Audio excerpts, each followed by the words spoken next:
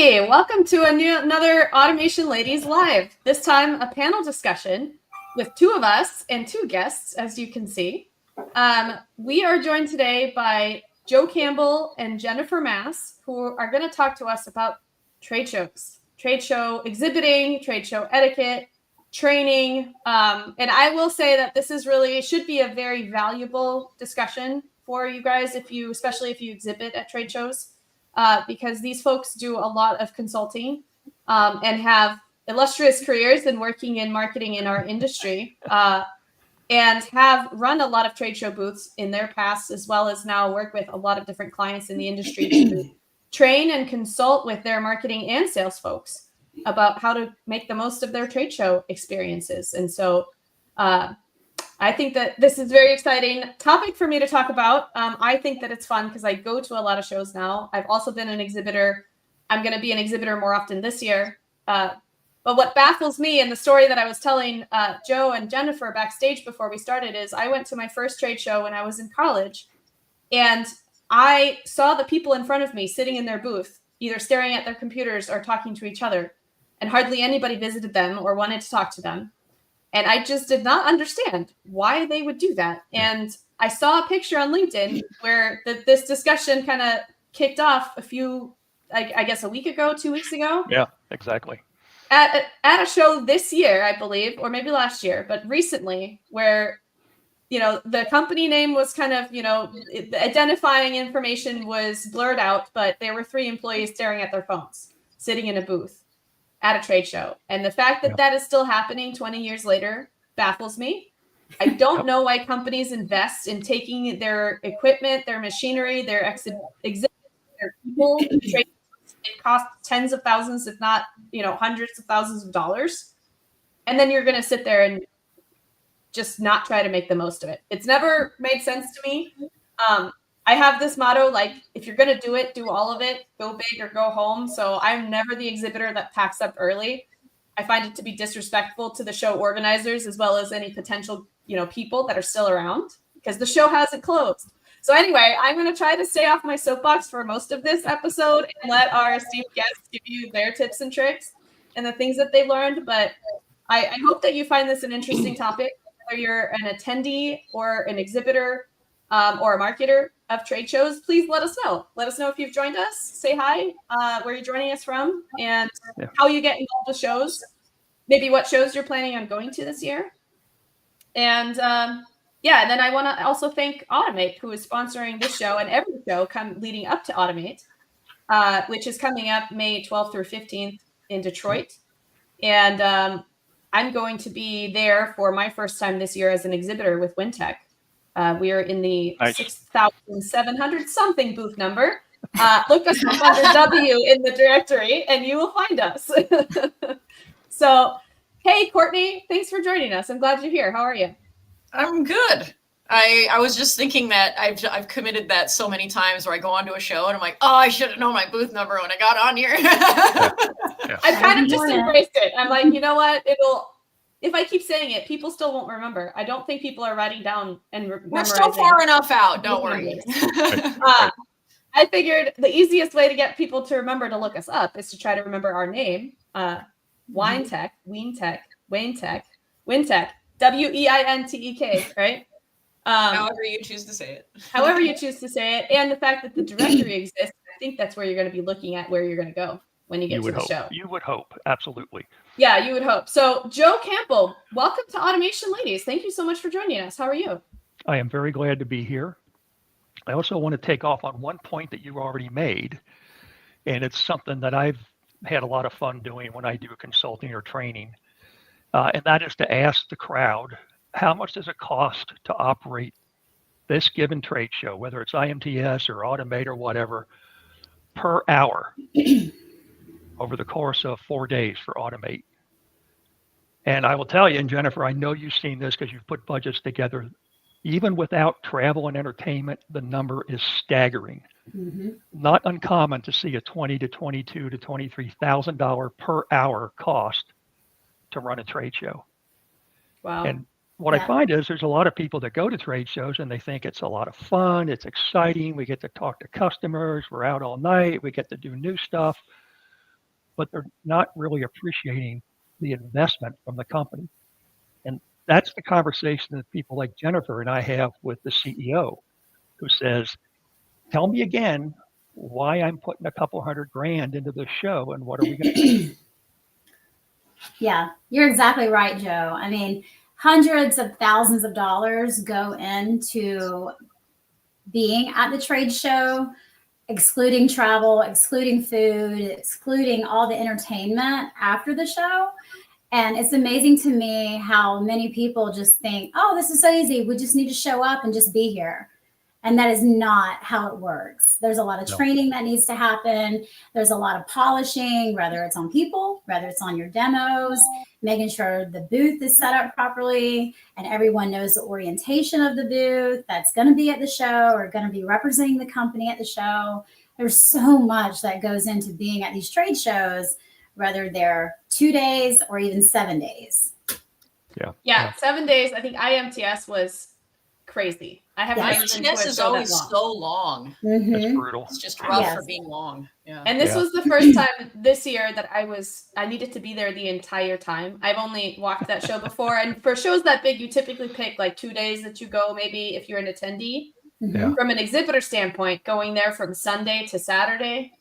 And I know in some cases it's longer for people that come in to set up big booths ahead of time. Yep.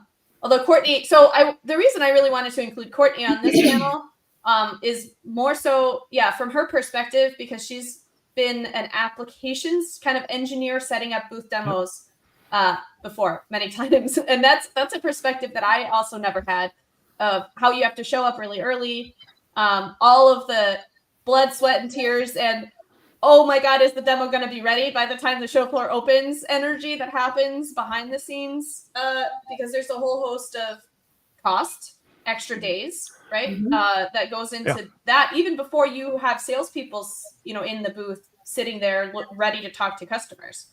I can also say you can almost always tell a first-time exhibitor because they make assumptions about what they're going to be able to get done on the show floor. Yeah. So, for example, they come, they need compressed air, but they don't have any fittings. Okay, well that just cost you half a day minimum, right? Or they come and they don't have a selection of connectors, electrical connectors, or they plan to have to bolt 5 different demos to the show floor. I mean, that's $500 to $7,500 right out of the pocket right there. And you can always tell the newbies because they're going, what do you mean? What do I have to do again? And unfortunately, it falls on people like Courtney who are doing the setup. It's dark in the hall. There's nobody there. And they're trying to figure out how to get the demos to work. Doing surgery. Yep. My favorite is also if you have a European machine and you're in the US. Oh, yes. We discussed this. What do you mean you don't have the correct adapters? What do you mean you don't have the US converters? Like we've discussed. Well, it goes back and forth. Like, why did you ship it with that connector? And then they're looking at you going, why? You knew where it was coming from. Why don't you have the universal adapters? Yeah. Yeah. What about when have you seen booths that are sold but nobody's there? Like they just last minute decided not to come, or maybe their stuff didn't make it there. I don't know. That's always baffled me. Does anybody know anybody that's happened to? Like they all of a sudden just aren't there and the booth space is just empty? Yeah, I've seen that. It's painful. It happens. I mean, the convention does not want that to happen, so they do their very best to accommodate. But I have talked to individuals from organizations, and they're like, yep, so-and-so pulled out at the last minute. They're never coming back again. And that is the culprit. Like if you decide to not show up for whatever reason, you will never be invited back again. Yeah. Or at best, you're going to go in the very, very, very, very bottom of the list. Yeah. And it'll You're going to take get the corner space over by the bathrooms next time. Yeah, it'll take you 10 years to get back to where you were. Yeah. I mean, I think we saw more of that during, COVID or back in 2008 with the Great Recession. Yeah. Although you still see it today. Every show we go to, we'll find a booth or 2 or 3 that's just dead empty. I guess, you can budget and pay for the deposit for the booth, but then, maybe something goes wrong. Or I wonder if it's ever, they didn't really plan on the full cost, but it may be a combination of the two. Because I'm guessing some, like you said, some new companies, they really have no idea of all the extra costs involved. Mhm. And it's not like the show organizers make it abundantly clear that you're going to have to spend thousands of dollars on freight, and you're going to have to spend hundreds to thousands of dollars on internet, and hundreds to thousands of dollars on carpet, and hundreds to thousands of dollars on travel. Yeah, just have and the square you name it, right? is Jenna- huge. And then Jennifer that's will not even the appreciate this. floor and everything. No, what the other question I'd love to hear is, what's drayage? What is that? What is I said drayage? it's a big bucket of money is what it is. Yeah, isn't that part of my logistics company? No. No. Doesn't my logistics company take care of that? No. So for those of you who don't know, drayage is the fee that the show hall charges the exhibitors to not to ship to the dock, but to get from the dock to the booth location, from the booth location back to the dock. And when you look at the numbers, it's staggering, but that's a big source of their income, and you better budget for it or you're going to be painfully surprised. Yes, especially if you have a very large machine, very heavy machine that requires forklifts or more than one forklift. If you have something, you're going to pay a lot of money for drayage. Yeah. So I'd love to ask both of you, what is your best suggestion for a new or small company that is maybe inexperienced with exhibiting at big trade shows, how they would go about being realistic about being their budget, what their budget should be, and how they should be thinking about their investment into the show. Do you have any, suggestions for resources, how they could plan that budget, if there's any information out there somewhere that you know of that can make this easier to deal with? If they don't have the option, although of course I would say consult with someone like you guys. We're here. We've been doing it for over 10 years, I know. But I bet both of you are also very generous with some of the resources you can provide to people that are trying to consider whether they should hire you, or maybe they're not ready or can't, or for whatever reason, right? So aside from hire me, what suggestions do you have for people of how to evaluate whether they should really go to a trade show, and just with the real kind of numbers in mind? I would say to reach out directly to the show services individuals from the organization. They'll be able to help you. Maybe not walk you hand in hand as far as creating your budget, but they can at least give you some numbers. And then whatever budget number you come up with, know that you're not going to spend that completely. You want to leave yourself a minimum of 10 to 15% cushion room, because there is something that always goes wrong. And you don't want to stress out about going over budget when you're on site and you have to purchase or rent a table all of a sudden because yours has been destroyed in shipping. Or, oops, you accidentally forgot to get flooring. So now you have to have flooring because that is a necessity. You cannot have a booth without flooring. And so, leaving yourself a little bit of cushion room is very important. But I would say really rely on other people too. If you have any company that that has already exhibited, ask them. They should be able to tell you what they spent. And that way you're kind of going off of knowledge from the organization and from previous exhibitors. And then from there, build your budget, but make sure you give yourself a cushion room. Well, and I think there's two other pieces I'd throw into the mix is, we're marketing people, right? That's what we do. It's who we are. But the truth is, to put on a big trade show that's going to spend $400,000 to $500,000. Look at IMTS or Automate. There will be many companies that spend at that level. Truthfully, you need a project manager. Yeah, because that's really good. there's 250 balls in the air on any given hour.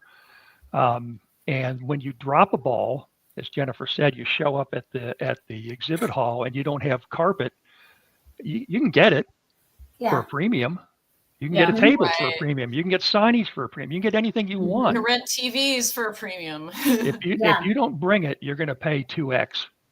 If you're lucky. You're going to be back and forth to Best Buy, Walmart, Target, IKEA. That always seems to happen. Actually, so one time we did run to Best Buy because the price to rent a TV for the show, because it wasn't just one TV, it was before, but it was going to be astronomical. It made way more sense to buy TVs and abandon them than it would have to rent them. Yeah. Like, that's just how much it was. That's I actually have one of those abandoned TVs in my office right now. Yeah, I have I an did the abandoned. same thing. I happen to be driving home from this Yeah. particular show, so I took it with me. But yeah, that's a reason why when we were in Nashville for Automation Ladies, we just bought some chairs at the local Walmart and we gave them away when we were done. Right. Because they're the hidden cost of sort of like shipping and dealing with all those things, if you bring them yourself, is one thing. But then, the rental rates for these things are just crazy, which I think, obviously makes sense in some cases to rent just for the convenience of not having to deal with getting it there and getting rid of it or whatever. But I think on the lower end, companies that rent that stuff, it does not look good. It's been used so many times. It's not going to look new like what you're thinking. That's a good point. If you rent a table, make sure you have a tablecloth because it's going to look pretty raggedy. And you're still going to pay a very high cost to get I'm going to throw up a few comments here from our audience, and then I have another topic or question I want to get to. Hey, Patrick. Glad to see you here. Patrick is from Alabama. I just met him a few weeks ago when I was in town with Keith. We had some big bad breakfast together. And he showed up at the Assembly Show South, which was in Nashville, I believe, last week. We made it there last year, but we had too much travel on our plate this year to go. That's a fun show, particularly because of the location.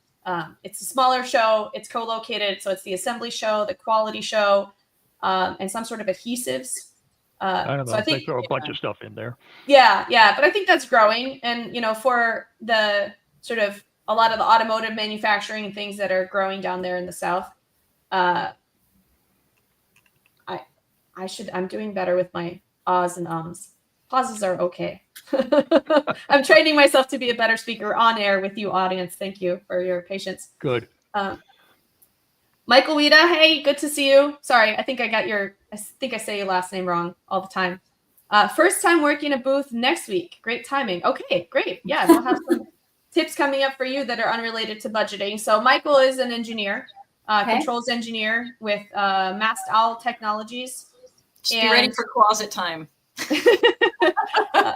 Feel free to DM Courtney Michael for any psychological advice on how to survive trade shows as an engineer in the booth. Hurry up and wait. That's what you have to do. Hurry up and wait. Daryl, thank you for joining us. He's in Michigan. I look forward to seeing you at Automate, Daryl. He has the real scoop on the WinTech booth number 6732. Thank you, Daryl. My sales team should know this, so I'm glad they do. And Carrie Pierce. Hey, Carrie. She attended OT SkaterCon with us virtually last year, and I'm hoping to get her on the show sometime soon. She runs a really cool comic strip that she makes and shares. The extra fun part is all the engineering work that goes into making sure your demos are absolutely error-proof before the show. Worst thing ever is to have it fault out in the middle of showing it to a customer. Courtney, I think you can relate. I felt that pain. Yeah, Carrie has a booth at Automate this year, and I am excited to try to swing by to see it. And knowing that she put the demos together and stuff like that, I'm even that much more want to make sure that I get a chance to go over and show it. Carrie, if you're still around, tell us what you guys are going to be showing in the booth. Same thing with you, Michael, for your show next week. I don't know where it is and what you're going to be showing, but if you want to tell us, that would be cool.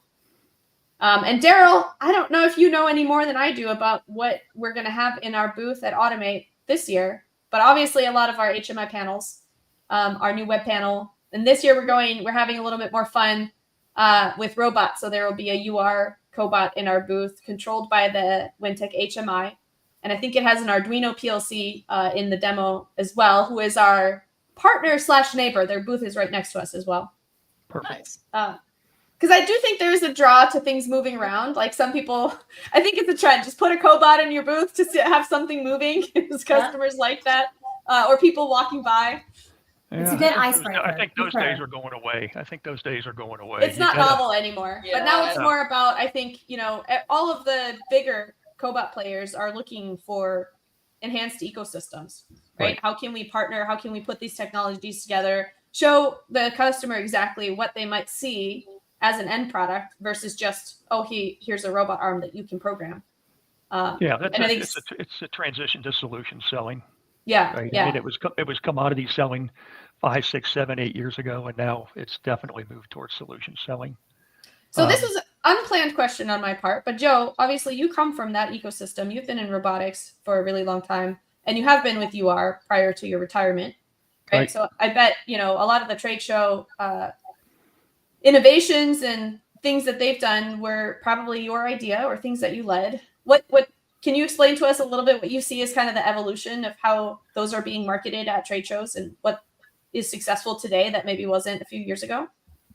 Well, I mean, I think from the UR perspective, and I think it is the right strategy, it's to always have subject matter experts on the show floor. Mm-hmm. Yeah. Right. So if you're going to do a welding demo, I mean, I know a little bit about welding. I could probably get a robot to weld. Am I a cobot welding subject matter expert? Not at all. And so for each of the application categories, we would always try to have a partner who would actually put the demo together. We had standards and we'd coach them and we'd help them. But I think it's important that you had somebody who could talk the talk. I like walking around the booth and going from this guy who's selling machine tool automation and he's talking to somebody who owns a machine shop. 20 feet down the booth, there's a welder talking to somebody who owns a weld shop. Yeah. And the language is completely different. And I think that's important. I think the other thing that I think, Jennifer, you're probably seeing it as well. Once you get out of the startup phase, the return on investment for a trade show investment becomes really critical. Mm-hmm. And you're in a startup phase, people just get buckets of money and start throwing it. But there's a point in time where you have to generate an ROI in the form of leads. And so I think you're nodding that you're probably in the same boat I am. I have a lot of conversations with CEOs, either pushing them to go smaller or pushing them to go bigger because of the potential, the attainable lead count coming out of a show. Right. But there's nothing worse than going to a small regional show with a giant booth. Guaranteed you can't get a payback. However, if you had taken a 10-foot by 10-foot booth with a modest demo, it can be gold. And I think that those are changes that are occurring throughout the industry right now. Well, and I think to your point also, promotions need to also occur. So you need to send out emails, you need to push out social media, you need to let people know what your booth number is. When you're going to be there, and entice them to want to come see you. So explain to them what you're going to have in your booth. Is it going to be a product launch? Is it going to be a new demo? Like, what is it that is going to excite them, and how is it going to benefit them? Because if you just say, hey, stop by our booth, we're going to be there. Okay, great. Why do I need to come see you? What are you going to do for me? What is it going to do, and how am I going to benefit? Because at the end of the day, the company is exhibiting, they want to increase sales. So they want leads. But the people that are walking around, the attendees, they also have things that they have to accomplish. Rather, it's meeting with a certain company who can provide them a certain solution and or looking for a partner for their company. So there's always goals that each attendee has and each exhibitor has. But it's the exhibitors, it's a priority for the exhibitor to make sure that you are letting people know you're going to be there and why they need to see you. Yeah. That's a good point. I think you've probably seen the booth that is got 27 different products in it. And the attendees kind of glaze over. What am I looking at? And I think it's you may have a crowded booth because you may have a broad product line, but have one major story for that show. Right. Yeah, I've had so many arguments with people saying we don't need to have a flea market. We don't need to have everything laid out. Like, I'm serious. Let's tone it down. Let's tone it down. And, I know, Mr. President, you want to show everything we offer, but we need to kind of tame it down a little bit. Let's narrow it down and figure out the top demos or the top products that you want to showcase or even discuss. Yep. And then we can bring brochures and magazines and other things of the sort that can show all the other products. Yep. So I know the primary focus and function of trade shows is to get leads. Mhm. What are your thoughts on what is it, quantity or quality, and how do you plan for? Because I always wonder, does it help to have the trade show magician that brings half the floor to your corner and you scan them because they want to watch somebody juggle balls? No. Or do you? You got every student on the floor to come. Yeah. Unless you have HR in your booth who's also hiring, I mean, you really, it's Yeah. good to have the students, and it's good to promote, having students in your booth and seeing them. But honestly, quality is more important than quantity. Yeah, I think there's a school of thought that kind of resurrected its head a couple years ago, and it basically said, we don't want quantity. All we want is orders. Mm-hmm. If you can't deliver me a lead that's going to turn into an order, then don't bother. Right. And I fought against that, because how many touches do you find before an order is placed? Yeah. It's 10, 12, 15. Mm-hmm. It's 2 trade shows, it's a podcast, it's a webinar, 3 white paper downloads, blah, blah, blah, blah, blah. You've touched them 12 times. Right. And if you just looked at the first visit to a trade show, when the question was, do you have a project that's ready to go to purchase? No. Well, they're out, and you lose them. Yeah. Right. So I think my model has always been, make sure you get the MQLs, because they're going to be revenue in the next 3 to 6 months. Mm-hmm. But if they're automation professionals and they're in our space, I want to talk to them over the long haul, Yeah. because their next project might be a year out, but I want to be first in line. So There's MQL the existence of that nurturing status, right? You're Yeah, not really exactly. actively- Marketing quality leads. Yeah. So qualified leads, and then goes to SQLs. Yeah. So MQL stands for marketing qualified lead. Correct. SQL stands for sales qualified lead. Correct. I'm trying to do better on the show about just defining acronyms, even though I assume people know them, because there's a lot of people that kind of listen to us that are maybe adjacent to the specific niches we're discussing. And I find myself guilty of this, using common terminology that I use in my day job. So it's probably also worth mentioning that I think, generally speaking, we see MQLs as like when marketing reaches out and tries to get like a more massive audience, versus the sales qualified lead, which is a more targeted, like has already had a little bit of discussion and sales thinks there's a sale. Type Right. It depends on how you run, That's how kinda you run new. the funnel. It That's depends true. on how you run the funnel, right? That's fair. But yeah, that's. But I've definitely never, accurate. it's been only really the last 2 years that I've actually kind of started to get into like more the commercial side. Even though I started trying to like run my own company, I didn't understand marketing or how leads get qualified really until like the last couple of years, and paying attention to how bigger companies do it successfully. And like, that's just kind of some stuff that I've noticed. But before even understanding what the acronym stood for, didn't really clarify for me like what's actually going on with a sales funnel. And I think engineers are probably curious about it, but we hear this stuff a lot, and I don't know how often we all kind of get involved in it. Right. Yeah. And some of our audience, for sure, we have marketing folks that we know, but we also, a lot of our audience is engineers. And I think from our perspective, the reason that we kind of discuss all this different stuff, even though it's not just engineering related, like we're not a technical specific podcast, is because I think as a professional, the longer you're around an industry and the more you know about the roles and the adjacent things that go on around you, or like how your company makes money, why you have a paycheck, why you might get a raise this year or not, right? Why you might get bonuses. I think it's valuable in general to know as much as possible, to a limit, about what your coworkers and other departments and how your company runs, and why, why everybody gets fed at the end of the day. Because in our industry, it's not a given that the company sticks around either. We've seen that, even from companies that we might not expect, right? That have, and it is more so in the, maybe venture funded side of things, right? A lot of the established companies in our industry, they've been around for so long, they're profitable, they're not going away for any reason. But there are definitely, pitfalls to being in our industry. Machine builders, systems integrators come and go.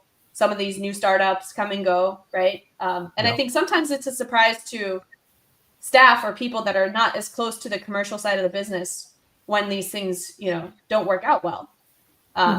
So with that being said, I just wanted to say, like, if you're, in the engineering part of our audience, I hope you find it valuable to know some of this stuff. But Joe, from your perspective, you said there's a couple, there's different ways that you run your funnels. What would you consider to be kind of from maybe an OEM or not OEM? This is always confusing. Are OEMs machine builders, or are OEMs the, robot manufacturers and the PLC manufacturers? But with our collective experience being more so from the component providers in the industry, Right. selling to systems integrators and end users and OEMs, what is your kind of top way that you would suggest, Joe, that people think about the marketing qualified leads and sales qualified leads that they should be expecting to get out of a trade show? Well, I mean, first of all, I believe in putting a lot of time and energy into the framework of the conversation, right? Because you're talking to people when they come in the booth, but you're not in the parking lot of the Kroger supermarket with a clipboard, right? Checking off the survey. Yeah. You're going to have a conversation, and in that conversation, you're both going to discover whether there's a fit or not. My view was, and this is how I ran shows, which again, it may or may not be the right way for a given company or a given team. But what I wanted to do was establish some level of pain, some level of need, some level of timeline, and some level of budget. Right. And Jennifer, you have got to agree with this. If you ask an engineer what's your budget on the project, you will never, ever get a straight answer. No. Right. So you have to ask that question in a circular fashion. You have to benchmark it a couple different ways to get an idea of how big a problem it is. So for example, if you're talking about palletizing and the customer in your booth says, yeah, we've had 3 workers' comp claims in the last month. Okay, that's high priority. Right? There's a safety manager, there's a plant manager, there's a regional director of manufacturing who's going to be all over that, because you can't, that's expensive pain. Right. On the other hand, you get a young engineer who says, those cobots are really cool, I think we ought to have one. Not so much. So my philosophy was identify those 4 main points, do it efficiently, and then move it on to sales, because at the end of the day, marketing is built to talk one to many. Right. Sales is built to talk one to one. Right. A good salesperson will get 10 times more information from a conversation one-on-one than I would, just because that's who they are and that's what they do for a living. Right. But other people have different models. So do you suggest that, let's say a company, if they have a big enough booth and a big enough presence, that they have some marketing people or people kind of more qualifying the conversations and then pass them on to sales within right in the booth right now? Or do you mean more so later on, right? Sales will follow up with you. Typically later on, I'll always try to do an introduction. Hi, Jennifer, I want you to meet Bobby. Bobby is your regional account manager. You guys should know each other, and Bobby will follow up after the show. Yeah. But now you've got eye to eye. You've made an introduction. I think one of the dangers we all see, especially in this industry, is the trade show engineer. It's the customer who shows up with a laptop bag full of CAD files. He's got their part in the bag. He's got parts. He's got bags of parts. He's got prints, and by God, he wants an answer before he leaves the booth. Yeah. But you can't do it. No. Right? You're going to tie up 2 engineers for an hour or 2 hours. And I'm of the opinion that you always set up a follow-up meeting. Can we meet for breakfast? that trade show booth engineer will get with the other engineer and they'll just keep talking For hours. And then you have to separate them. Go find someone else for your trade show engineer to go speak with. Yep, that's true. Yeah. So I'm sure that happens quite a bit, especially when when the booth staff is not trained in how to actually conduct these conversations, right? If they kind of just go in and, hey, talk to people, you don't have a plan, you don't have a playbook. And I can see that happening quite a bit. Jennifer, do you, so like when you prep your salespeople and your booth staff, what kind of composition do you typically see, and how do you, I guess, prep them so that they can be the most efficient with their time and try to produce the highest quality leads for following up on later, rather than just a bunch of scans or a few people taking up everybody's time in the booth over the whole time? Yeah. Well, first off, I would get my leadership team involved. And then I would also put together a presentation, whether it was in person. A lot of times it would be remote because the sales guys are all remote now. We would have a meeting a week before the actual trade show started. That way it's fresh in their mind. Normally, too, I would have to leave a week early. So it would be right before I left. And then we would have that meeting. And then that way it would have the exact layout of the trade show booth. It would have their attire, what they're supposed to wear, so that they don't show up wearing, gray pants and they're supposed to be wearing khaki pants or vice versa. You want everybody to be polished. You want everybody to be in the know. It would have their hotel location, how to get to the convention center, every nitty gritty detail. I would put that into a presentation. I would have a presentation with my entire team, and I would also send that to them so that there was no way that they could forget anything that we went over. Also, before the show actually started, either the morning of or either the day before, we would also do a walkthrough. And that would consist of an hour. Maybe we would not need the full hour, but you would be surprised at how important that is for everybody to know and to have questions they can go through. They can, go back and forth with each other so they can practice what they're going to say. It's very important to make sure that you're on time, you're early. And so that's how I would make sure that my team was prepared. And it really helped. Yeah, I think the other thing that I didn't do early on, but I started adding it is essentially get agreement with the other departments who are present in the booth. Right. And basically my pitch was the show manager, whoever he or she was, everybody works for the show manager during show hours. Mm-hmm. Right? You can't wander off because you have to go make a phone call. Mm-hmm. Right? Because again, we're spending $25,000 an hour.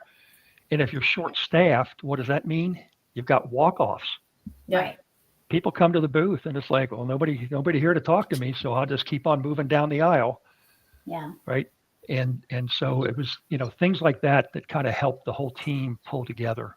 And it takes a while, I think, to build that trust.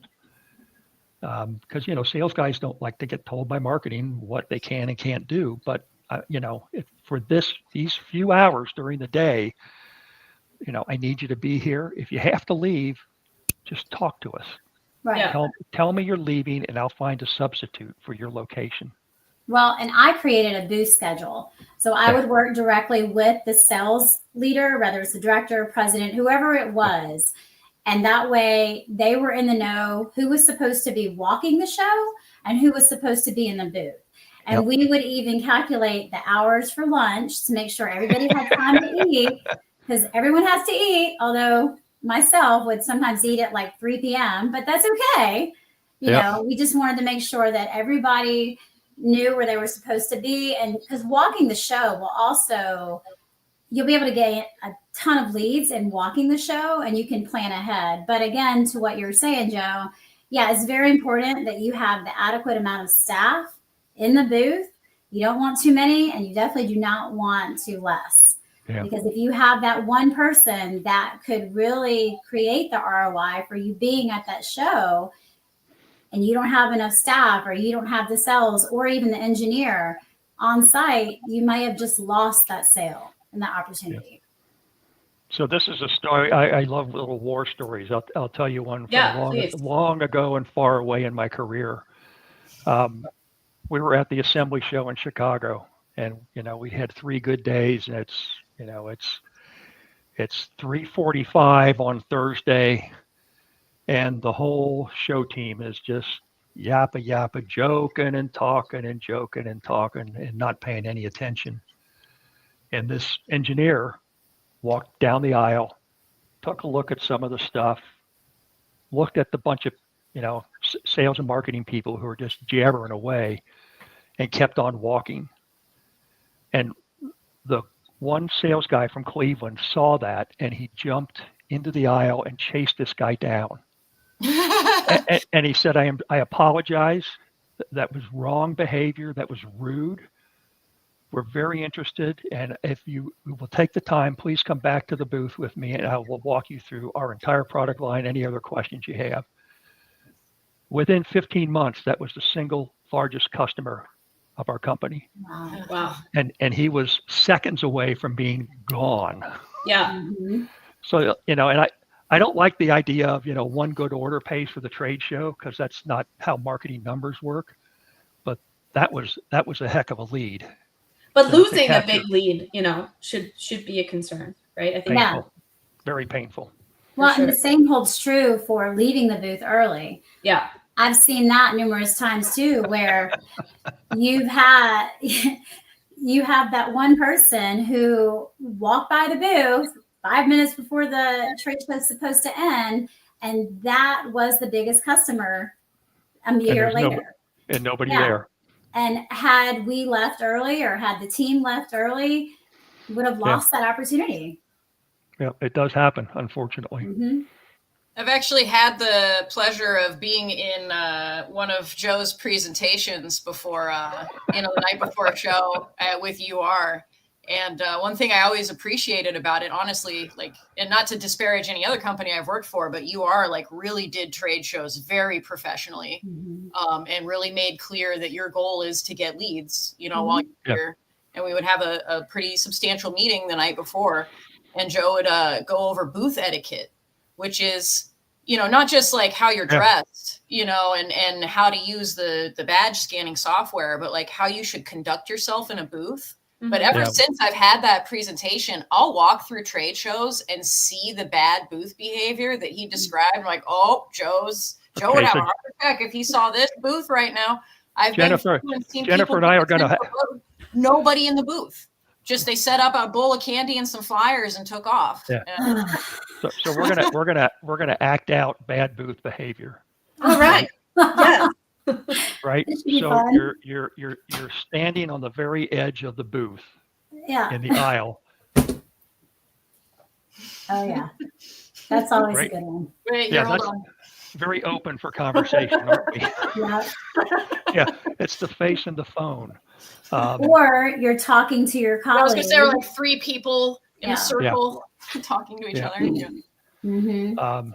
And I And think people, companies think that that's great to have their staff all in the booth, but really that intimidates attendees from wanting to come into the booth.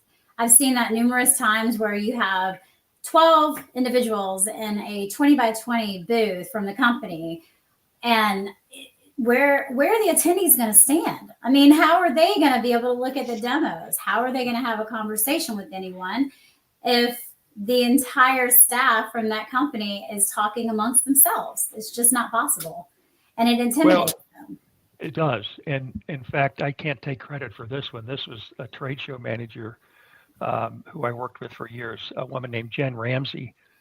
And she put together this model that basically said there's 3 tiers of show attendees. There's the people that stay in the aisle because they don't want to commit, but they would like to look into the booth and see what's there, right? There's the people that would penetrate the booth one demo deep because they saw something that interested them. And then there were the people that went to the very center of the booth because they wanted to talk to engineering. They wanted to talk to more technical people because they were serious about their projects. And you can watch that behavior. And as you said, if you've got 10 people lined up on the periphery, nobody wants to come in. Yeah. They feel like they're going to be accosted by a sales or marketing kind of messaging or lead qualifying or something immediately, or at least that's my kind of thought. Yeah, it's true. And that I'm not going to get room for what I want to do in there potentially. But I wonder, so if you are going to have a lot of people, do you make sure then to create a good schedule where some of those people are going to be walking the floor in a targeted fashion and rotate people out doing that so that you have Totally. you make use of the presence of all these people, but they're not always crowded in your booth? Absolutely. Yeah. And then secondly, do you want everyone to dress like it's very clear that they work in your booth? Do you do a uniform, or do you let people kind of wear different things so that maybe when there are more people in the booth, it doesn't immediately look like there's just a sea of people, an army ready to sell you like you're walking into a car lot, right? What are your thoughts on that? I think it's important to have either all the same colors. So, you know, if your color is turquoise, to have a turquoise shirt or something that can represent that color. And I think it's important too that people are kind of uniformed because it looks really good in pictures. And I will say, after every single trade show, marketing, you have to send an email to follow up. That should be the first line of contact, unless it's an extremely hot lead, and then that salesperson needs to follow up with them immediately. But the first line of contact after a trade show should be an email to thank them from stopping by. And with that, it's always good to have a picture, because sometimes people forget, oh my God, who was that I spoke with? So if you have that group picture that shows everybody in line at that booth, it kind of resonates like, oh, that's the individual I spoke with. That's a great idea. Yeah. That's a great idea. Absolutely. I like that. So this is the first year I've been asked to wear specific things, the colors, right? Our CEO wants everybody dressed in black. Particularly on the Monday, we're going to take all those pictures and stuff like that with everybody in the booth. So that makes a lot of sense. I think also, like you said, so the booth visit or a trade show visit is one of the, average around 12 touches, right? Before a prospect really kind of remembers you or may reach out to you, right? Or before they really get into the sales funnel. First time you get scanned into HubSpot. The number is somewhere around there. I bet that this encounter kind of counts as more touches if you do it well, versus if you do it badly, it's really only one touch in a vacuum. Right? Because if you do it well, you pre-market, you made a touch with them thinking, oh, I'm going to stop by that booth and I'm going to see either this person or this demo, or try to solve this particular pain point that I have. Right? And maybe if you do it well, you get more touches before the show. You watch a pre-show webinar, or you download a white paper in preparation for going to the booth to talk about it with someone. Right. Then you go to the booth and you meet someone. And that may be 1 to 2 touches as well. If you talk with a frontline person that introduces you to a salesperson or to an engineer, that's pretty much like 2 touches if you got introduced to another person. Right. I think that adds to that mental, okay, I know more people. I'm getting to know this company more. And then that reinforcement of the thank you for visiting, and maybe there's the person I met, like in the photo. I bet that counts way more as a 3rd or 4th or 5th touch than a generic, hey, thanks for stopping by our booth. Here's every brochure we ever made. And, thanks. You're welcome to our funnel now. Right? To me, I kind of dread the trade show follow-up deluge that happens after trade shows. Yeah. Because like every booth I stop by, you tend to just get these very generic, like, here's everything we do and everything that you should know about us. And I'm like, okay, cool, thanks. And let me now unsubscribe to like 10 more email lists. Well, and in the thank you email, you should also just hit maybe 3 bullets as to what was in the show or what was in your booth. And that way it kind of resonates also with what they may have seen or what they may have discussed. I mean, if you have 27 items in your booth, good luck.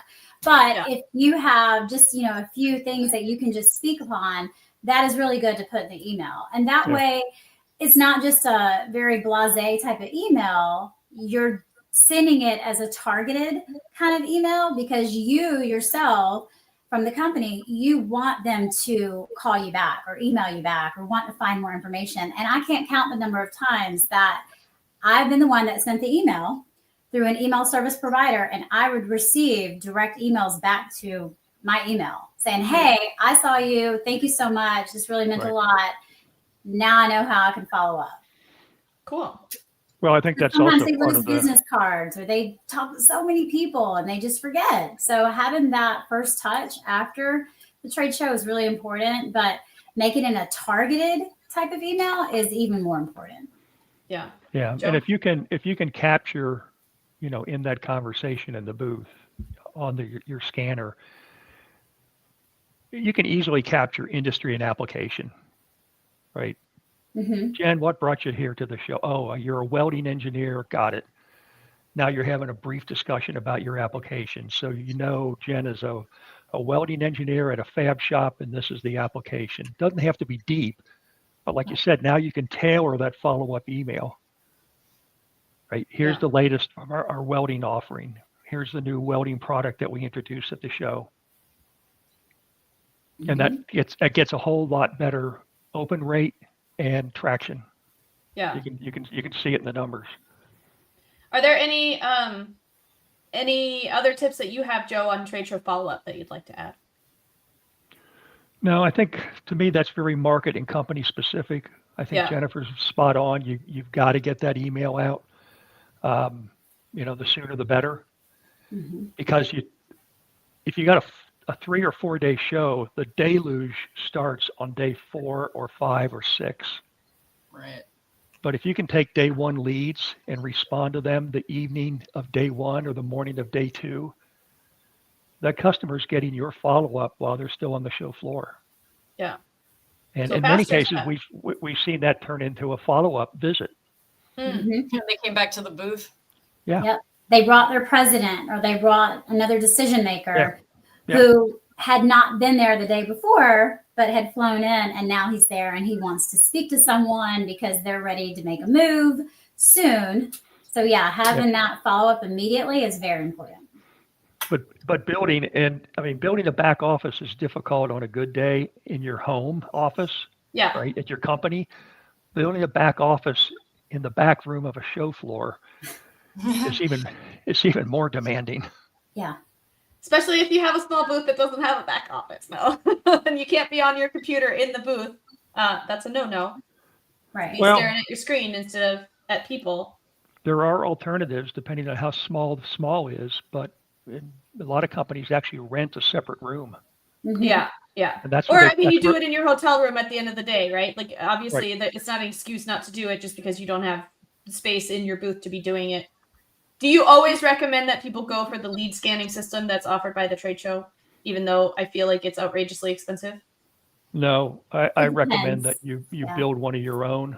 Okay. You can tailor the questions for your industry, your market. Yeah. And then all you have to do is buy the API from the show. Mm-hmm. Oh, okay. So I don't know, what are they, Jennifer? Like $800 or $1,000 instead of $10,000 or $5,000? Yeah, I mean, 7 years ago they were $1,000. I would imagine they're probably like $2,000, but still, it's going to be better. It's going to benefit you more because you have control. You have the ability to put whatever lead qualifying questions you want, and you can conform that type of lead form differently than you can renting at the show. Yeah. But if you're new to the exhibit and you're new to being at the convention center, I would say to rent it, because that way it's just easier on you, but do not rent the device. Use an iPad, because you won't be able to put your lead qualifying questions into those devices like you can an iPad where you rent the app. Okay. But with each app, you have to understand that only allows you per one email. So one email will be designated for that app. So you can't have 10 people using that particular app. So you pay licensing per user, basically. So you can decide how big is your booth, how many people are going to do lead intake. Right. Correct. I mean, you could have 10 apps for your small booth, but that doesn't make any sense.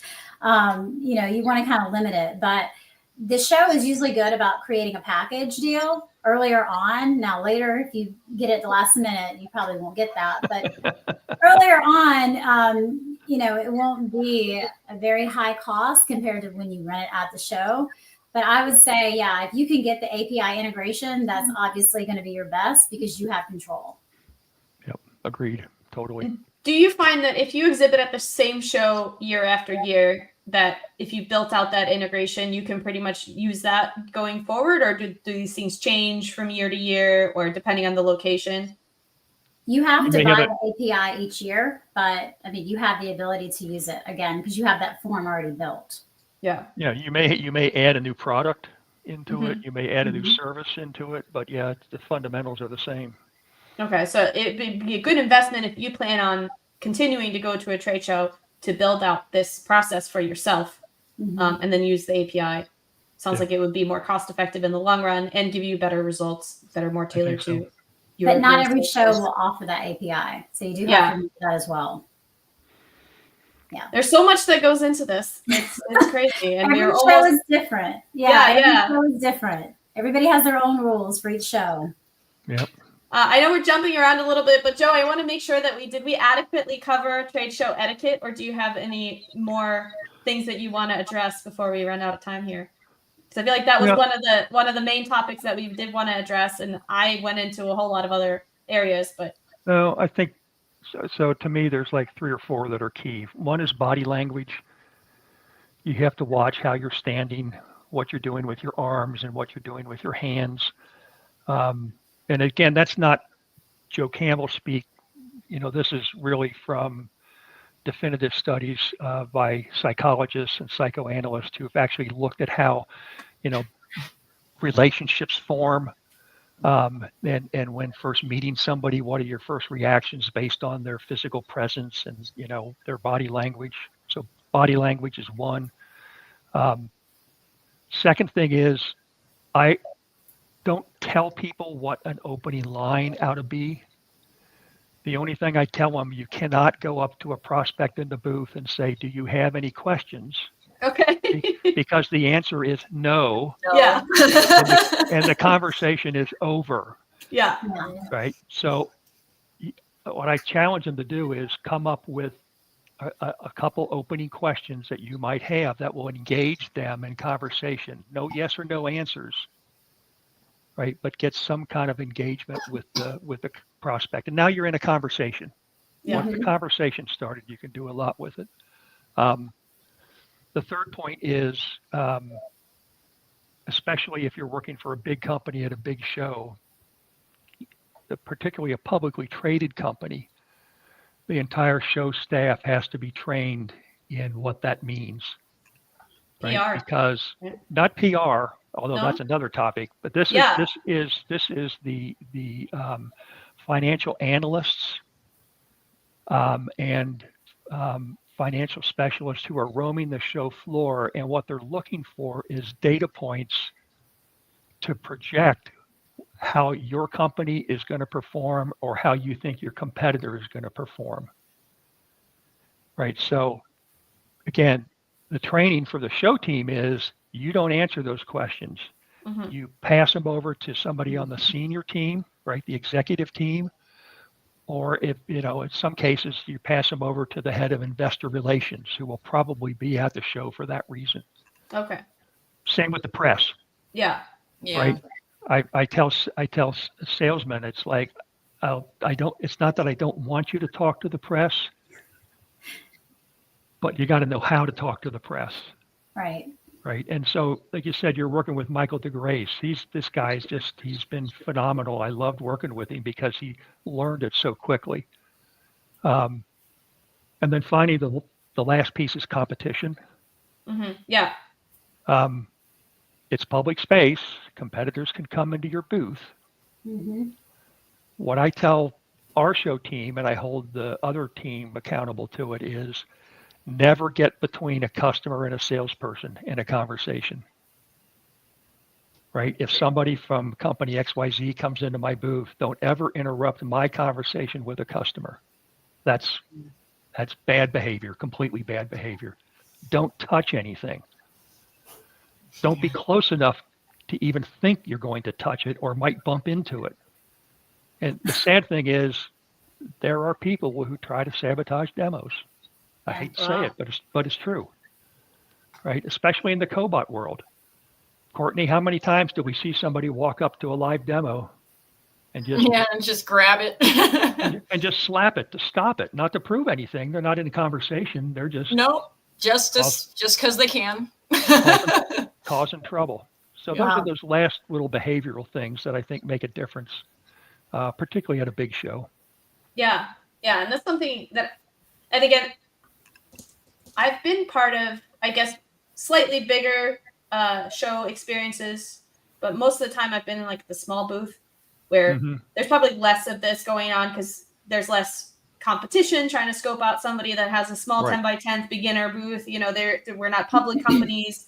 So a lot of this is kind of new to me. But then again, I've also been part of a fairly big, it was still a private company, but a fairly big booth situation where we had a big investment. We had engineers there, we had salespeople there, and we didn't have this type of training. And I honestly question what we were doing there, other than I think in that case, it was a lot of, well, if we don't show up to the show with the same force that we normally do, people will think something is wrong. And so you kind of just go out of this maintenance mode of, well, we see all our major customers and, oh, people just expect to see us there. But they're not necessarily thinking of it as a brand new customer acquisition ROI, situation. Mhm. And I want to touch on something, Joe, you said earlier about the 3 tiers. One thing that I used to tell my team was, if you see somebody standing in the aisle, don't ignore them. Just say hello. Yeah. Just acknowledge them. I mean, you don't have to go and have a whole conversation, but acknowledge them. Because I can't count the number of times that just acknowledging someone has actually made them want to come and talk to somebody at the booth. And I've seen it where a team has not acknowledged people and people get upset. The attendees will get upset and they just walk off, and they will not forget that. Yeah. So never ignore anybody who's just standing around. If they're looking at your booth or passing by, just acknowledge them, say hello. How's you doing? Anything at all. You like your pants, like your shoes, whatever it is, just acknowledge them, because it makes a huge difference. That's a really good point. I found once you make eye contact and kind of smile and get a word in, people will usually hear you out, or they'll tell you what they're there for, or why they don't want to stop in your booth, or, whatever it might be, right? Right. Yeah. You won't find out unless you try. And make a joke. If they say they don't want to stop by your booth, and say, okay, well, see ya. Yeah. Make them laugh. Like, do something like, oh, well, go get some coffee down the other booth because we don't have any. Find something to make it humorous, because, the days are long. Your feet are probably going to hurt. And that's another thing. Do not wear new shoes. If you are going to the trade show for the first time, do not wear new shoes. That's a good point. I'm going to get I need to wear a certain color on Monday. And so I normally wear like tan shoes. And I have an old pair of black trade show boots, and I have like 4 new black pairs of boots. And I'm going to get my old ones repaired so that I can make sure I wear the old ones. Or just start breaking the new ones in now. Yeah. That would be a whole nother conversation about the flooring, right? Make sure. Hopefully you're one of the lucky ones that gets the padded carpet. That stuff adds up over time. But looks like we are on time. I do want to try to address, we got one question from the audience earlier. Sorry, Andy, that I didn't catch this until now, but maybe we can help make some sense of this. Lead generation is the primary goal of exhibiting at a trade show. What % do you assign for brand building, closing deals, cost effectiveness of a second or third meeting with the prospect, or any other goals? That's a great question. Mm-hmm. I think, for my case, we've actually put together a model that puts a value on those secondary and tertiary activities. Okay. Nice. So for example, you do a briefing for the trade press. But you don't have to do it at a show, but if you did it someplace else, it cost you a couple of $1,000s. Yeah. Right. So you do it at a show, you attach some value to it. They all have value. You just have to figure out what your formula is and how you value it. But at the end of the day, it's going to be the qualified leads, whether it's MQL or SQL, that pays the freight for the show. Everything else is a nice to have. Very good. Thank you. All right. So in our closing fashion, I'm going to ask you, Jennifer, first, and then Joe.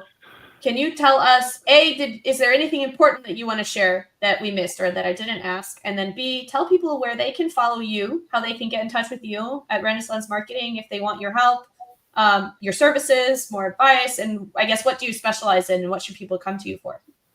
So I recently started my own company called Renaissance Marketing. Yeah. Yes, congratulations.